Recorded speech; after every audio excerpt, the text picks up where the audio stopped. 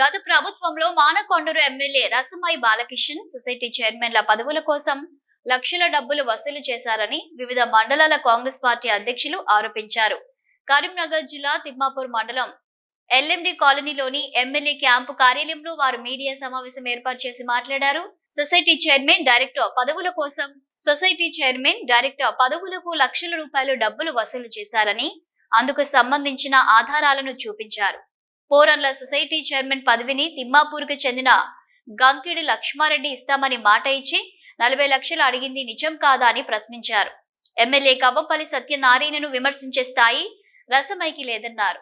నియోజకవర్గానికి మొదటగా గోజీ గొంగడి వేసుకుని వచ్చిన నువ్వు 1000 కోట్ల సంపాదన ఎక్కడిదన్నారు. కార్యక్రమంలో కాంగ్రెస్ పార్టీ మండల అధ్యక్షులు మోరపల్లి రమణారెడ్డి, మాజీ వైస్ ఎంపీపీ తుమ్మనపల్లి శ్రీనివాసరావు, కాలువ మల్లేశం, గంకిడి లక్ష్మారెడ్డి, బెజ్జంకి ఏఎంసీ చైర్మన్ పులికృష్ణ, గొట్టిముక్కల సంపత్ రెడ్డి, కాలువ మల్లేశం, కొత్త తిరుపతి రెడ్డి, మామిడి అనిల్, భూదారపు శ్రీనివాస్, అలువాల కోటి శ్రీనాథ్ రెడ్డి తదితరులున్నారు.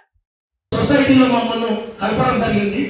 ఆ సందర్భంగా గణేశ్వరం మండలంలో 7 డైరెక్టర్లు, తిమ్మాపూర్ మండలంలో 6 డైరెక్టర్లు మాత్రమే ఉన్నారు. మరి మేము అయ్యా రసమయ్య గారు తెలంగాణ ఉద్యమం పుట్టినప్పటి నుంచి ఉన్నాం. ఆర్థికంగా మరి శారీరకంగా ఎన్నో విధాలుగా నష్టపోయినాం.